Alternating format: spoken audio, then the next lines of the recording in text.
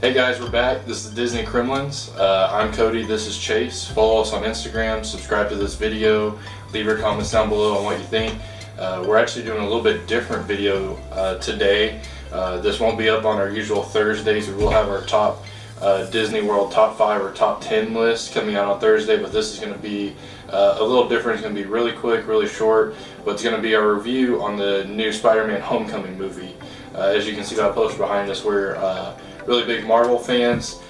Chase is more of a Marvel nerd than I am, but we've seen all the Marvel movies that have came out ever since Iron Man, the original. So we've been following the series a lot, so we'll start it off with our review. What do you think? Alright, first off, I'm just going to start off by saying that Spider-Man is my favorite superhero. I would say he's a very underrated superhero also. Yeah, as far as like power goes? Yeah, as far as powers. I mean, he's really popular. He's definitely one of Marvel's most popular heroes, especially in his addition into the MCU. So just getting out of the way, we're going to try and avoid spoilers. But I loved the movie. I thought it was great. I'm just going to give you my honest opinion. It's definitely my favorite Spider-Man movie. I love Tom Holland. I think he's going to be great. Especially since he has, the supporting cast of Robert Downey Jr. and all the other MCU heroes. Something that Tobey Maguire and Andrew Garfield didn't have. So Tom Holland has that going for him as well. But as far as the movie goes, not the best Marvel movie, but for me it's probably probably around my number 5, number 6, around that area. Yeah, and I think you said it earlier. I didn't necessarily agree, but you said it's one of your favorite origins movies. Yes. So you take into consideration Iron Man, Thor, Captain America. I guess you can include Hulk, although that is a little different. Like we had talked off camera about Mark Ruffalo not really being in any of those. So when you take into consideration origins movies, you definitely said this is one of your favorite movies that build up the character. Right. I would one movie that I would say is better is Doctor Strange. Yes, I love Doctor Strange. I agree. I knew nothing about Doctor Strange before, and they introduced him well, and they had a lot of action, which is what I think this Spider-Man movie did lack, was action. But I mean, goodness, Doctor Strange is for sure a top 5, if not top 3 Marvel movie for me. I agree. And now, so we saw it on Thursday. It's Sunday today. Hopefully this video will be out on Sunday or Monday for you guys watching. But we've had a few days to process it, and now that I've processed it a little more, I think as far as story and plot, I think the Tobey Maguire Spider-Mans were better. But I think as far as acting, it's really hard to beat a movie that includes Robert Downey Jr. in it. Yeah. I mean, it's just, his acting to me is just almost unmatched. So when you pair him with a young actor like Tom Holland, I think it was a great mix. I think, again, Marvel did a great job of not having the stereotypical Spider-Man origins movie, which now we've seen. So I think the first Spider-Man with Tobey Maguire came out in 2004.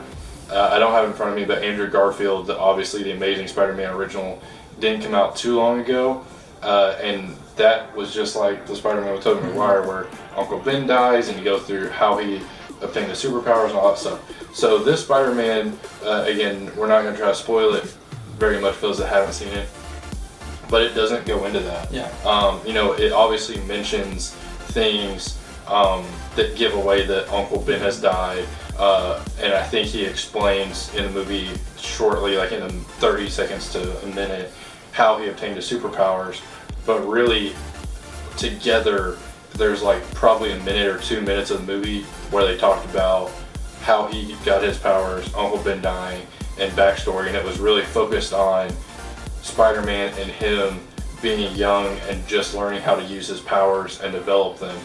Which I think Marvel did a great job of, because I think that a lot of times in superhero movies that it doesn't, all of a sudden this person has powers and they can use them well. And Tom Holland and this Spider-Man, it goes through some of the struggles that he has, and him learning how to use his suit, and him learning how to use the powers that he has. Because obviously, if you're a teenager and you get superpowers, you wouldn't know how to be an expert in using them that early on. I think they did a great job with Robert Downey Jr. coming in, taking him under his wing. There are a lot of big surprises that obviously we don't give it away. And that's what I think made the movie was like there's like 3 or 4 scenes that it's just like, well, what? Like in the movie, which that makes it. Yeah. I will say, piggybacking off of you, they're like building his character without giving him the basic origin story of Uncle Ben dying, which, I mean, it is part of the story, but like, come on now, like we've seen that a lot, so I'm glad it's not in it. It's like I didn't like Man of Steel, the newest Superman movie. Like we all know Superman's story, you know. So like I like what they did with the Spider-Man. Yeah, I completely agree. And at the same time, not only did they didn't go back too far and give us basic information that probably every person that's going to go watch Spider-Man has seen another Spider-Man before and knows his origin story. So not only did they not spend too much time on that, but they did what they really needed to do in showing how it incorporates, or how they're going to incorporate Spider-Man into the next few movies. So I think they did a good job with bringing him in a little bit into Civil War, so it kind of gave fans. The like first 5 minutes of that movie of Spider-Man: Homecoming is amazing because it shows like he's like vlogging the whole time of him in Civil War, which is awesome. Yeah, really cool. And I thought they did a really good job. Really creative. Right. No, exactly. Like I couldn't say it any better. Like Marvel just did a great job of preluding it from what happened in Civil War to where it is now. Also, I'll say that one complaint that I've had about some Marvel movies is that during the movie I find myself thinking, well, why don't they just call the Avengers to come in and help them? Like, obviously, like I think with Captain America 2 and Thor 2, where I both had that a little bit. Captain America 2, I think the most, where the Avengers had already been introduced. There was already an Avengers movie, so it was like, obviously the Avengers would be involved in this, which I mean kind of isn't fair since they have their own movie that obviously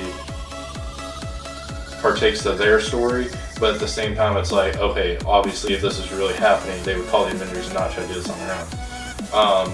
And I never really had that thought in Spider-Man, because it was more of a personal, not vendetta really, but like personal, back and forth with him and the villain in this movie. So I thought they did a great job of eliminating that thought process of, oh, why didn't he just call the Avengers? Plus Iron Man was involved a little bit with Robert Downey Jr. Yeah, because he's dealing with like small issue. Exactly. So again, I think they did a great job with that. I think the next Marvel movie coming out is Thor Ragnarok. And so if you do watch Spider-Man: Homecoming and you say it wasn't enough action for you, I promise you Thor Ragnarok is going to make up for it. Yes, there's going to be some crazy stuff going down. It is. And I think Spider-Man, obviously they said at the end, obviously stay for the end credit scenes. There's 2 of them.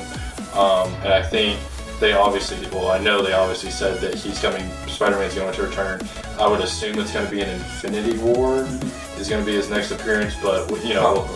Never know. Right, you never really know. Marvel sometimes mixes and matches them to help the storyline along. But I would assume he's going to be in Infinity War. It's probably going to be his next movie that he's going to be in Infinity War. Right. So definitely keep an eye out for that. We're going to try to definitely give more movie reviews on here. It's something that we really like to do because we like to go to the movies. But real quick, is there anything you want to end with on the Spider-Man movie? I'll end with like one positive thing and then like one negative thing about it. Positive thing is like this. A lot of Marvel fans may not think it's their favorite because there's not like any big time action in it. It's more character build up. But you have to think, like, this movie's coming out after, like, the last 3 movies Marvel made have been Guardians 2, which was my personal favorite Marvel movie. Like, crazy things happen in it, like, intergalactic struggles, and then, it's in Civil War and Doctor Strange. I forgot the order, oh well. But, like, all 3 of those movies have just been insane. and like Spider-Man came after that, so it's like Spider-Man's like not that big of an issue compared to like the last three movies, but Spider-Man still holds his own weight, and I think they did a good job of doing that, because it's like we go from dealing with like a Celestial in Guardians 2 to a guy to Vulture in Spider-Man, and that's like a huge difference, but it was still good. One downfall I have is that I wish it, and if you're not a big Marvel fan, this won't bother you, but I wish it related more to, or I wish it like showcased more to Infinity Wars. Mm-hmm. Obviously I'm saying that because like I can't wait until Infinity War, because it's going to be amazing. But yeah, neither of the end credit scenes point anything to that, so I don't know. I was a little bummed out by that, but I'm just a hardcore fan, and I was hoping that it would show a little bit of it. Yeah, and now we've seen Thanos, and it seems like when are we actually going to see like exactly. Like it seems like we've had Thanos in like 6 or 7 Marvel. It's been end since credit Avengers scenes, 1. Yeah. that we've seen him in, and it's just like eventually like, we have to see him doing something. But yeah, so there's our review of Spider-Man: Homecoming. Definitely go check it out. Tell us what you thought in the comments below. Go check out our other top 5, top 10 videos, depending on what we're talking about as far as Walt Disney World's concerned. And keep an eye out for our next movie reviews. Our next trip to Walt Disney, or to Disneyland actually, is going to be our next trip, where we are going out there. I think we're going to be out there August 10th and 11th. It's like a month away. Yeah, so it's less than, no, right at a month away pretty much. So we're definitely getting excited about that. We're going to be vlogging the whole time we're there, so we're going to have our first vlogs up. It's going to be a little different because we don't really have a lot of information about Disneyland, so feel free to share with us in the comments or message us on Instagram tips and stuff that you have for Disneyland. We're Disney World experts, but we've never been to Disneyland. So feel free to help us out there with any advice you may have. Like I said, check us out on Instagram. We're the Disney Kremlins. Like this video, subscribe to us. We're going to have a lot more content coming out in the next few weeks. D23 coming up, that's going to be huge. It's going to be a big week for the Disney community to see what's announced, but we're going to have videos coming out in the next few weeks addressing those situations too. So like I said, like this video, subscribe to it, comment below, follow us on Instagram. We love to connect with you. We love the Disney community out there. This is Cody and Chase from Disney Kremlins. Quaharini, everybody. Quaharini.